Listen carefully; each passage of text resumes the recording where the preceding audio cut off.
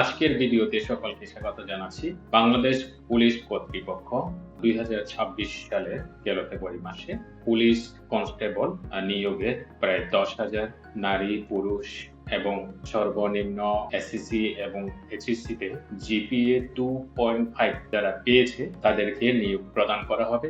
এর উপরে যারা পয়েন্ট অর্জন করে আছে 2.50 উপরে, তারা তো অবশ্যই অ্যাপ্লাই করতে পারবে। তোমরা কিভাবে অ্যাপ্লাইটি সম্পন্ন করবে আমি এই প্রক্রিয়াটি সরাসরি তোমাদেরকে দেখাবো। আমি তাহলে সরাসরি তোমাদেরকে এই প্রক্রিয়াতে নিয়ে যাচ্ছি। তাহলে চলো আমরা সরাসরি পুলিশের ওয়েবসাইটে চলে যাচ্ছি। এর আগে তোমাদেরকে আমি একটু পরিচিত করে দিচ্ছি। দেখো, তোমরা দেখতে পাচ্ছ ট্রেনিং রিক্রুটমেন্ট কনস্টেবল পদে নিয়োগ বিজ্ঞপ্তি ফেব্রুয়ারি ২০২৬ সালে। এখানে দেখতে পাচ্ছ অনলাইনে আবেদন শুরু হয়েছে ৫ই মার্চ ২০২৬ থেকে এবং শেষ হবে ৩১ মার্চ ২০২৬ এর মধ্যে।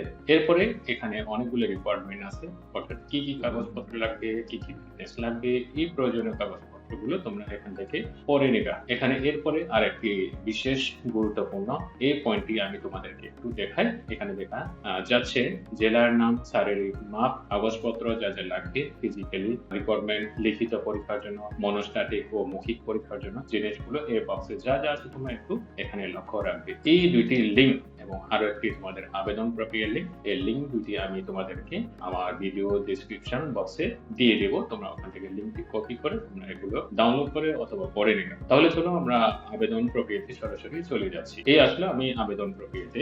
আবেদন প্রক্রিয়া আসার পরে তোমরা দেখতে পাচ্ছ এখানে ট্রেনিং রিক্রুট কনস্টেবল পিআরসি, আমরা এখানে আবেদন পত্রটি আবেদন করব। তাহলে আমি এখানে ওকে করে দিচ্ছি। ওকে করে দেওয়ার পরে আমরা সরাসরি চলে আসবো কোথায়, রেজিস্ট্রেশন করার জন্য এখানে বেসিক ইনস্ট্রাকশন আছে। Basic instruction, how to submit application form correctly.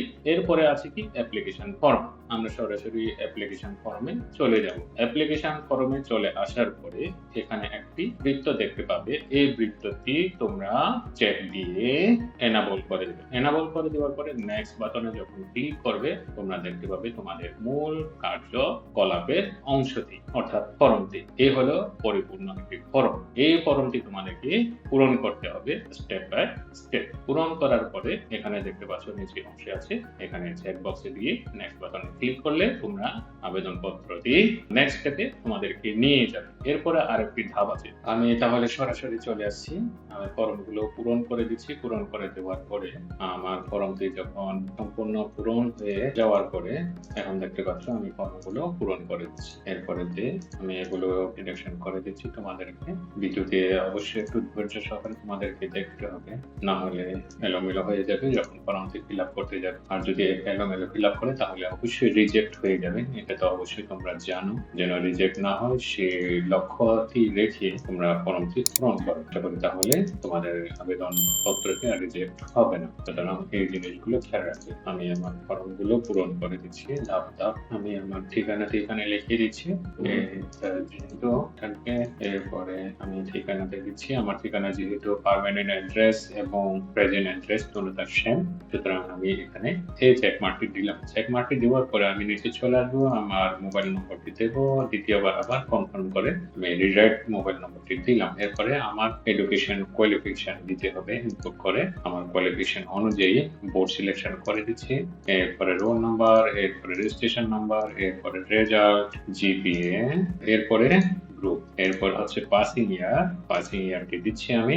এরপরে এইচএসসি তে আসার পরে আবার আমি বোর্ডের নাম সিলেক্ট করে দিচ্ছি, রোল নম্বর, রেজিস্ট্রেশন নম্বর, এরপরে জিপিএ, তারপর জিপিএ পয়েন্ট, তারপরে গ্রুপ, তারপরে পাসিং ইয়ার। এটি দেওয়ার পরে আমি স্কিল, তোমাদের যদি কোনো আদার্স কোনো স্কিল থাকে তাহলে স্কিল অপশনে চেক মার্ক দেবে, তাহলে এটি এনাবল হয়ে যাবে। এনাবল হয়ে যাওয়ার পর তোমাদের যা যা স্কিল আছে এখান থেকে সিলেকশন করে অ্যাড করে দেবেন। আদার্স কোনো যদি স্কিল থাকে তোমাদের এখানে তোমরা এখানে লিখিয়ে দিবে। মার্কটা এখানে লিখিয়ে দিচ্ছি।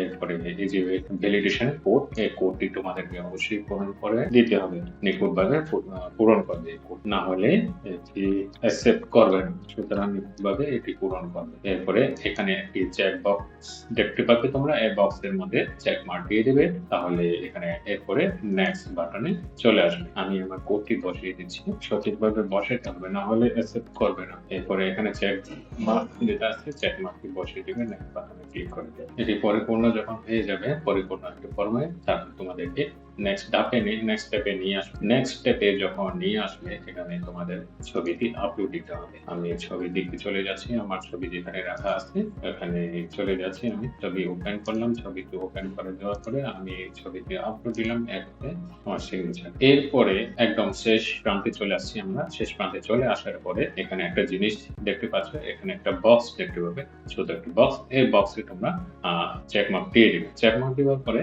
সর্বশেষ কাজ হলো তোমাদেরকে কি করতে হবে, সাবমিট দ্য অ্যাপ্লিকেশন। এখানে এই বাটনে যখন ক্লিক করবে তোমাদের কাজ শেষ।